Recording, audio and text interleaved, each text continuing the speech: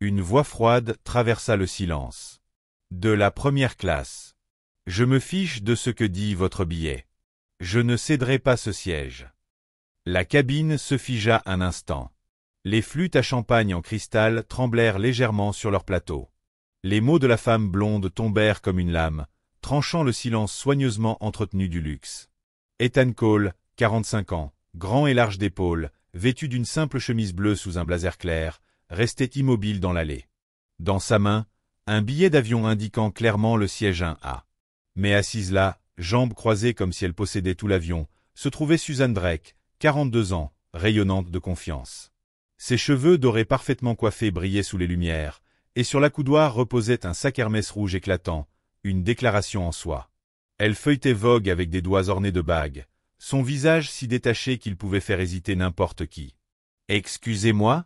Peut-être faites-vous erreur, » dit Ethan d'un ton calme et posé. Il avait depuis longtemps maîtrisé l'art de contrôler chaque mot et chaque souffle, affiné au fil de centaines de confrontations aux enjeux dans les salles de réunion à travers l'Amérique. « C'est mon siège. » Suzanne leva les yeux, gris et froid, le regardant comme s'il n'avait rien à faire ici. « C'est le 1A et je suis déjà installé. » L'arrogance de sa réponse plongea les passagers alentour dans un silence complet. Aucun d'eux ne se doutait que cette petite confrontation allait bientôt se transformer en une tempête capable d'ébranler toute une compagnie aérienne. La première classe brillait d'un éclairage doré chaud. Chaque détail était conçu pour le confort, large siège en cuir, vin fin, serviettes chaudes. Mais pour Ethan, ces détails ne faisaient qu'accentuer l'injustice qui l'entourait. Après une semaine éreintante de négociations sans fin, de dîners somptueux, de poignées de mains froides et de regards calculateurs, il aspirait seulement à quelques heures de tranquillité. Il avait réservé le siège 1 à 3 semaines plus tôt, et maintenant, à cause de la couleur de sa peau et de sa tenue modeste, il était traité comme s'il n'avait pas sa place. Suzanne ajusta négligemment son foulard Chanel drapé sur son siège, un léger sourire aux lèvres. Dans son esprit, la situation était claire, un homme noir avait dû se tromper de siège. S'il était poli, il céderait et s'installerait ailleurs. Elle en était certaine, car dans sa vie, Suzanne n'avait jamais été forcée de quitter un endroit qu'elle revendiquait. Mais Ethan ne bougea pas. Il resta ferme, les yeux fixes, son billet serré dans sa main. Des murmures s'élevèrent derrière lui. Un gentleman de la deuxième rangée murmura à sa femme. « Ça recommence, ça va prendre 1 heure pour régler ça. » Personne ne savait que l'homme tenant bon n'était pas un simple voyageur fatigué. Il était l'un des actionnaires les plus puissants de l'industrie aérienne. Une hôtesse de l'air s'approcha. Sarah Miller, 33 ans, cheveux blonds attachés avec soin, sourire professionnel poli après des années de service. Mais lorsque son regard croisa celui d'Ethan, ce sourire vacilla un instant. « Quel est le problème ici ?» demanda-t-elle doucement, bien que son ton trahisse déjà qui causait le souci. Suzanne répondit rapidement. « Cet homme insiste pour prendre mon siège. Je suis assise ici depuis l'embarquement. » Sarah hocha la tête comme si tout était clair. Elle ne demanda pas le billet de Suzanne, ni ne consulta le manifeste. Au lieu de cela, elle se tourna vers Ethan, sa voix teintée de patience forcée. « Monsieur, pour éviter tout désagrément aux autres passagers, accepteriez-vous le siège 12B en classe affaires ? Nous pouvons rembourser la différence. » Ces mots frappèrent Ethan comme une gifle invisible. Il avait payé pour être traité justement, et pourtant on supposait qu'il devait céder. Il inspira profondément, son ton bas mais ferme. « J'ai acheté le siège 1A, et je m'assois en 1A. » Les murmures devinrent plus forts. Pourquoi ne cède-t-il pas ? Ce n'est qu'un siège. La sueur perlait sur le front de Sarah, son sourire crispé. Elle échangea un regard désespéré avec un collègue. L'air dans la cabine devenait dense, tendu comme une corde de violon prête à céder. Suzanne croisa les bras et se renfonça dans son siège, un sourire satisfait aux lèvres. Dans son esprit, l'issue était certaine. Cet homme serait obligé de céder. Mais elle se trompait. Ethan Cole n'était pas un simple passager fatigué. Il détenait le pouvoir de décider du sort de milliers d'employés dans cette compagnie aérienne. Fatigué d'être sous-estimé, cette fois il ne reculerait pas. Ce qui avait commencé comme une dispute pour le siège 1 a été sur le point de devenir un conflit qui secourait les cieux. L'air en première classe était lourd, chargé du poids d'une tempête imminente. Tous les regards étaient fixés sur Ethan Cole, l'homme grand et immobile dans l'allée, tenant fermement un billet indiquant un A. En dessous de lui, Susan Drake feuilletait paresseusement son magazine, lèvres en un sourire défiant comme si tout était déjà décidé. Des pas résonnèrent dans l'allée. David Harmon, 41 ans, chef de cabine aux cheveux gris soigneusement coiffés, s'avança avec assurance. Habitué à gérer des centaines de conflits à bord, il pensait pouvoir résoudre celui-ci avec autorité et charme. « Bonsoir, monsieur. » Il jeta un coup d'œil à Ethan, puis se tourna vers Susan avec familiarité. Il semble y avoir une confusion concernant les sièges. Ethan le regarda, implacable. Il n'y a pas de confusion. J'ai réservé et payé le siège 1 à il y a 3 semaines. David inclina la tête, mince sourire. Je comprends, mais Madame Drake est l'une de nos clientes Gold Elite de longue date. Depuis des années, nous privilégions son confort. Quelques passagers hochèrent la tête, comme si les paroles de David transformaient l'appropriation du siège par Susan en un droit légitime. Mais Ethan laissa échapper un rire froid. Gold Elite. Je suis Diamond Elite et je ne demande aucun traitement spécial. Je veux juste m'asseoir dans le siège que j'ai payé. David se raidit. Il ne s'attendait pas à ce qu'un homme simplement vêtu surclasse Susan en statue. Pendant un instant, l'hésitation traversa son visage. Mais instinctivement, il se tourna vers Susan. « Madame, pourriez-vous montrer votre billet ?» Susan éclata de rire. « Monsieur Harmon, arrêtez, j'ai déjà pris ce siège des dizaines de fois. Vous me connaissez, pas besoin de papier. » Ethan plissa les yeux, observant leur réaction. La colère monta, non pas pour le siège, mais parce que l'arrogance était cautionnée par l'équipage censé être juste. David changea de ton, s'adressant à Ethan. « Monsieur Cole, je crois que nous pouvons trouver une solution raisonnable. » Ethan sentit la vérité se cristalliser. Cet homme ne défendait pas le droit, mais la blonde au siège 1A. Il serra plus fort son billet, sa voix tranchante. « La seule solution raisonnable est qu'elle quitte mon siège. » Des murmures éclatèrent derrière lui. Un homme de la rangée 2 murmura. « Pour l'amour de Dieu, ce n'est qu'un siège. Faut-il vraiment tout ce spectacle ?» Susan se renfonça dans son siège, satisfaite, pensant que le public penchait désormais de son côté. Sarah, l'hôtesse, se tenait derrière David, le regard froid fixé sur Ethan. Dans son esprit, c'était lui le problème. Ethan inspira profondément, le cœur battant, mais son visage resta étrangement calme. « Capitaine, dit-il lentement, chaque mot pesant, je ne suis pas perturbateur. Je n'ai enfreint aucune loi. Je demande juste une chose simple, vérifier nos billets. Si Madame Drake a vraiment le 1A, je cède immédiatement. Mais si ce n'est pas le cas... » Il fit une pause, yeux fixés sur Robert, le capitaine. « Alors ce retard ne sera pas de mon fait. » Un silence oppressant s'installa. Robert fronça les sourcils, l'hésitation traversant son visage habituellement autoritaire. Il savait qu'Ethan avait raison. Mais les habitudes et la perception de l'élégante blonde le rendaient réticent.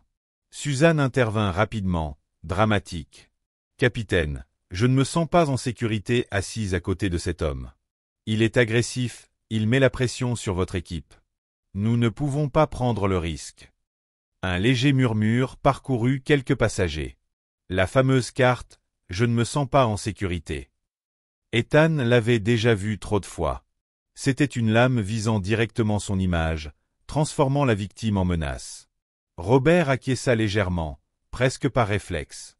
Sa main se porta vers la radio sur son épaule. Un simple bouton, et la sécurité serait là. À cet instant, le temps sembla se figer. Ethan entendit chaque battement de son cœur, chaque murmure fragmenté derrière lui. Cède donc. Quel genre d'homme fait autant d'histoires pour ça? Mais au lieu de panique, un feu froid parcourut son corps. Une colère nette, maîtrisée. Assez, pensa Ethan. Assez pour faire voler ce système en éclats. Il sortit son téléphone de sa poche. La lueur de l'écran éclaira son visage calme. Certains passagers écarquillèrent les yeux, s'attendant à ce qu'il appelle un avocat, mais non. Il appuya sur un numéro, sa voix résonnant, ferme et autoritaire. « Allô, activez le protocole 7, vol 1847, immédiatement. » La première classe tomba dans un silence total. Personne ne savait ce que signifiait le protocole 7, mais sa manière de le dire fit frissonner Sarah et David. Robert vacilla, un soupçon traversant son regard. Jamais un passager n'avait osé le défier ainsi. Et à ce moment-là, un secret commença à se dévoiler. Ethan Cole n'était pas un simple voyageur. Un seul appel de sa part pouvait ébranler toute la compagnie aérienne. Le crépitement statique de la radio emplit l'air. Robert avait envoyé le signal. Quelques minutes plus tard, la porte de la cabine s'ouvrit et 2 uniformes bleus firent leur entrée. L'agent Johnson, 40 ans, corpulent, blanc, avancé de pas lourd, la main fermement posée sur sa radio accrochée à sa ceinture. Ses yeux froids balayèrent la cabine, s'arrêtant sur Ethan Cole comme si le verdict était déjà rendu. À ses côtés, l'agent Martinez, 32 ans, latino-américain, marchait plus légèrement, regard vif et mesuré, sans trancher le jugement. La première classe retenait son souffle. Certains passagers se renfoncèrent dans leur siège, satisfaits de voir l'ordre sur le point d'être rétabli. Susan Drake ajusta son foulard en soie, lèvres recourbées en un sourire satisfait. Dans son esprit, la victoire lui appartenait déjà. Johnson fit un pas en avant, voix profonde et dure. « Monsieur, l'équipage vous a demandé à plusieurs reprises de coopérer. Si vous ne vous conformez pas, nous devrons vous escorter hors de cet avion immédiatement. » Des murmures parcoururent la cabine. Enfin, il gère ça. Ça a déjà trop duré. Mais Ethan resta droit, calme, yeux fixes. Il regarda Johnson directement. « Je suis prêt à coopérer, mais avant cela, dites-moi ceci. Est-ce que quelqu'un ici a vérifié nos 2 billets ?» La question s'abattit dans la cabine comme une pierre dans l'eau calme. Silence. David Harmon jeta un coup d'œil à Sarah Miller. Tous deux restèrent muets, visage trahissant un léger malaise. Martinez fronça les sourcils, s'avançant. « Exact. Je veux savoir aussi. Est-ce que quelqu'un a réellement vérifié le billet de ce passager et le sien ?» Le silence s'intensifia. Susan ricana, levant le menton. « Officier, je me suis assise à ce siège plusieurs fois. L'équipage me connaît. Pas besoin de vérifier. » Martinez ne bougea pas. Ses yeux se fixèrent sur les mains de Suzanne, serrant son sac. « Désolé, madame. La procédure la plus basique dans un conflit de siège est de vérifier les billets. Je dois voir le vôtre. » Elle hésita un instant. Puis Suzanne ouvrit lentement son sac, chaque mouvement étrangement lourd. Ses doigts tremblaient, manipulant plus longtemps que nécessaire. Ses yeux trahissaient son malaise. Ethan saisit ce moment, sachant que le mensonge allait être découvert. Quelques passagers se déplacèrent, murmures s'éteignant dans la confusion. Enfin, Suzanne sortit un billet et le tendit à Martinez avec un sourire forcé. Il le prit, jeta un coup d'œil, puis lut à voix haute, frappant comme un marteau. Siège 14F, classe économique. La cabine éclata. Des gazouillis et des exclamations s'élevèrent. Quelques bouches restèrent ouvertes. « Oh mon Dieu !» Le visage de Suzanne se vida de sa couleur. Le sourire arrogant disparut, remplacé par le choc, puis la colère. Elle ouvrit la bouche pour parler, mais le regard de Martinez la réduisit au silence. Robert se figea. Il comprit qu'il venait de soutenir un mensonge flagrant, manquant d'expulser un passager légitime. David Harmon baissa le regard. Sarah Miller se détourna rapidement, désespérée d'éviter le jugement qui émanait désormais de tous les coins de la cabine. Ethan relâcha ses épaules, ses yeux froids balayant la salle. Il n'avait pas besoin de parler. La vérité s'était imposée d'elle-même. Mais intérieurement, il savait que la tempête ne faisait que commencer. Ce siège n'avait jamais été qu'un prétexte. C'était la preuve vivante d'un système penché vers la confiance aveugle en une femme blonde et le soupçon aveugle envers un homme noir défendant ce qui lui revenait de droit. Ethan inclina légèrement la tête, un mince sourire traversant ses lèvres. Il savait qu'à présent, non seulement Suzanne, ni l'équipage, mais toute la compagnie aérienne paierait le prix de ce moment apparemment insignifiant mais lourd du poids d'un empire. La première classe resta figée après l'explosion de la vérité. Le billet 14F reposait mollement dans la main de l'agent Martinez.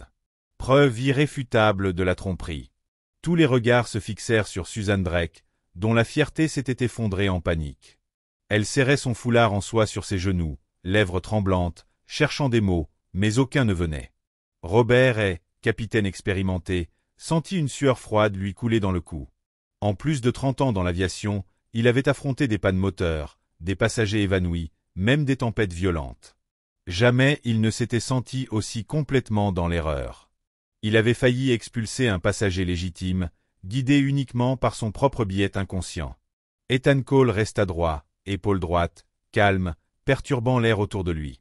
Ses yeux se posèrent sur le billet de Suzanne. Une brève lueur de mépris traversa son visage avant de disparaître. À l'intérieur, des années d'indignation enfouies montaient comme une vague prête à exploser. Son téléphone vibra dans sa poche. Il regarda l'écran. 3 mots familiers apparurent. Thomas Brennan. Personne d'autre dans la cabine ne savait qui était Thomas. Mais pour Ethan, c'était un allié de longue date, le PDG de Skylink Airlines, la compagnie où Ethan détenait des actions majoritaires. Ethan répondit, non pas à son oreille mais en haut-parleur. Sa voix était calme, résonnante, portée dans tous les recoins de la cabine. « Allô, Tom ?» Un frisson de surprise parcourut les rangs. Les passagers se penchèrent en avant. Sarah Miller pâlit, les doigts agrippant le siège pour se soutenir. David Harmon se raidit, le cœur battant. Une voix autoritaire répondit de l'autre côté. « Ethan, je viens de recevoir une alerte d'urgence. Le système indique un retard de plus de 30 minutes pour le vol 1847. Votre nom est signalé. Que se passe-t-il » Robert se figea. Il connaissait bien cette voix. Elle appartenait à l'autorité ultime, un homme dont un seul appel pouvait briser sa carrière. Ethan leva le regard, balayant la cabine de visage stupéfait. « Tom, depuis 30 minutes, votre équipage a tenté de m'enlever du siège que j'ai payé. Ils ont choisi de croire un mensonge flagrant au lieu de vérifier le plus simple, les billets. Et lorsque j'ai refusé de céder, ils ont menacé de faire intervenir la sécurité pour me faire descendre. » Les mots résonnèrent dans la cabine, accusant lourdement tout l'équipage. Un silence mortel suivit.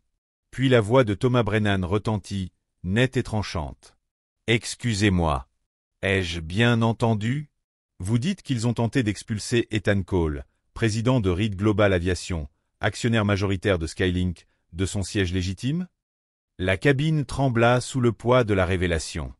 Les passagers restèrent bouche bée. L'homme qu'ils avaient jugé et méprisé pour son apparence modeste détenait le pouvoir de décider de l'avenir de la compagnie. Suzanne Drake devint livide, figée. Sarah et David haltèrent, le sang quittant leur visage. Robert recula comme si le sol s'était dérobé sous lui. Ethan inclina la tête, balayant la cabine d'un regard glacial. Il n'éleva pas la voix, mais son ton résonnait comme du fer. « Je ne demande pas de privilèges. Je ne réclame pas de faveur. Je demande simplement l'équité. Mais aujourd'hui, vous avez choisi un autre chemin, biais, préjugés et humiliation. Et maintenant, chacun ici sera témoin des conséquences. » La cabine resta immobile. Nul ne bougea. Seul le vent contre le fuselage et les battements de cœur emplissaient le silence. Ethan savait que le rideau était tombé. Son vrai pouvoir venait d'être révélé. La première classe resta figée après l'introduction de Thomas Brennan. Tous les passagers semblaient hypnotisés, les yeux rivés sur Ethan Cole, l'homme qu'ils avaient ignoré quelques minutes plus tôt, désormais force que personne n'osait défier. Robert avala difficilement sa salive, gorge sèche. En 30 ans aux commandes, il avait affronté incendie moteur, tempête déchaînée, passagers indisciplinés. Mais jamais il n'avait senti sa carrière suspendue à un fil aussi fragile. Ethan rapprocha le téléphone, sa voix calme mais tranchante. « Tom, écoute-moi bien. Vol 1847. J'invoque officiellement le protocole 7. Toutes les opérations de ce vol sont suspendues jusqu'à ce qu'une enquête sur les droits civiques soit menée. » La cabine écarquilla les yeux. Les mots « protocole 7 » frappèrent comme le tonnerre. Les passagers murmuraient nerveusement. L'équipage restait figé. Thomas Brennan ne tergiversa pas. « Compris. J'informerai le conseil immédiatement. Ethan, reste en contact. À partir de maintenant, toutes les décisions te reviennent. » L'appel se termina. Ethan rangea le téléphone dans sa veste et leva le regard, yeux scintillants comme de l'acier. « Mesdames et messieurs, sa voix résonna dans la cabine. Ce vol n'est plus ordinaire. Il est la preuve vivante d'un prêt. De l'autre côté, Julia Martinez, directrice des opérations de la société, répondit. Compris. Il sera déployé immédiatement. La cabine éclata en murmures. Les yeux de certains passagers brillaient, réalisant qu'ils étaient témoins d'un moment historique. D'autres restaient silencieux, le visage brûlant de honte en se souvenant des chuchotements qu'ils avaient échangés plus tôt. Robert baissa les épaules et inclina la tête. Il savait que sa carrière de 30 ans s'était effondrée en moins d'une demi-heure. David Harmon étouffa un sanglot. Sarah Miller se couvrit la bouche pour étouffer ses pleurs. Ethan se retourna, sa voix résonnante, chaleureuse mais autoritaire. La justice n'arrive jamais d'elle-même. Elle exige que quelqu'un se lève, même contre la foule. Aujourd'hui, j'ai fait ma part. À partir de maintenant, l'histoire fera le reste. À l'extérieur, le Boeing restait immobile sur la piste. Mais à l'intérieur, chaque cœur savait que ce vol avait été figé, non pas à cause d'un siège, mais à cause d'une vérité révélée qui allait ébranler les cieux pour toujours. Personne en première classe n'osait respirer. Le vol 1847 restait immobile sur la piste, mais à l'intérieur, l'air bouillonnait comme une tempête qui se préparait. Tous les regards étaient fixés sur Ethan Cole, l'homme qui venait de transformer un simple conflit de siège en un réquisitoire contre tout un système. Robert le capitaine, inclina la tête. Ses épaules, autrefois portées avec fierté, semblaient maintenant peser comme de la pierre. Les mots tranchants d'Ethan résonnaient encore dans ses oreilles. Capitaine, à partir de ce moment, vous n'êtes plus le seul à donner des ordres sur cet avion. 3 décennies de carrière, de réputation et d'honneur menaçaient maintenant de disparaître, simplement parce qu'il avait choisi le mauvais camp. David Harmon, chef de cabine, tremblait en ajustant sa cravate. Autrefois si confiant dans son art de la persuasion, capable de transformer les mensonges en vérité d'une voix assurée, il était désormais exposé devant des centaines de témoins, chaque téléphone portable enregistrant sa chute. Le visage de Sarah Miller, habituellement étiré en un sourire appris, était déformé par la panique. Elle ne pouvait soutenir le regard d'Ethan. La honte parcourait ses veines. Elle avait laissé le préjugé guider ses actions, et maintenant tout le monde pouvait le voir. Susan Drake, au centre de la tempête, serrait l'accoudoir du siège 1 à si fort que ses ongles s'enfonçaient dans le cuir souple. Le billet marqué 14F était désormais une tache indélébile sur la réputation qu'elle avait construite toute sa vie. Sa peau était pâle, la sueur perlait sur ses tempes. Mais ce qui la terrorisait le plus n'était pas de perdre un siège. C'était de perdre la face, de perdre le pouvoir, de perdre le masque protecteur d'une passagère élite qui l'avait protégée pendant si longtemps. Une voix s'éleva depuis les rangs arrière. Un homme d'âge moyen, aux cheveux poivre et sel et aux yeux perçants, parla froidement. Nous avons attendu une demi-heure parce qu'elle a volé le siège de quelqu'un d'autre. C'est honteux. Une femme plus âgée, rang 3, suivit, sa voix tremblante mais déterminée. Je voyage avec cette compagnie depuis des années. Je n'ai jamais vu un favoritisme aussi flagrant. Si M. Cole n'était pas là, ils auraient expulsé le passager légitime. Les mots tranchèrent le silence comme une lame. Les murmures se propagèrent dans la cabine. Certains passagers hochèrent la tête. D'autres levèrent leur téléphone, enregistrant les visages de l'équipage. Ethan resta droit, le dos solide comme un mur de forteresse. Il ne criait pas. Il ne s'énervait pas. Son calme faisait de lui le centre absolu de la cabine. Puis il parla, voix ferme et assurée. Vous l'avez tous vu de vos propres yeux. Ce n'est pas une simple erreur. C'est le symptôme d'une maladie profonde, discrimination, privilège et mépris de l'équité. Je ne permettrai pas que cela soit enterré comme des milliers d'autres fois. Un silence impressionnant suivit. Chaque passager comprit que ce vol n'était plus un simple trajet, mais un témoignage vivant de ce que trop souvent l'injustice peut engendrer. Ethan Cole regarda une dernière fois la cabine, ses yeux transperçant les regards. Aujourd'hui, nous avons fait ce que beaucoup n'osent pas faire. Nous avons fait respecter la vérité. Que cela serve d'exemple à tous. La justice n'est jamais un luxe, elle est un droit. Le Boeing 1847 resta immobile sur la piste quelques instants, comme reprenant son souffle.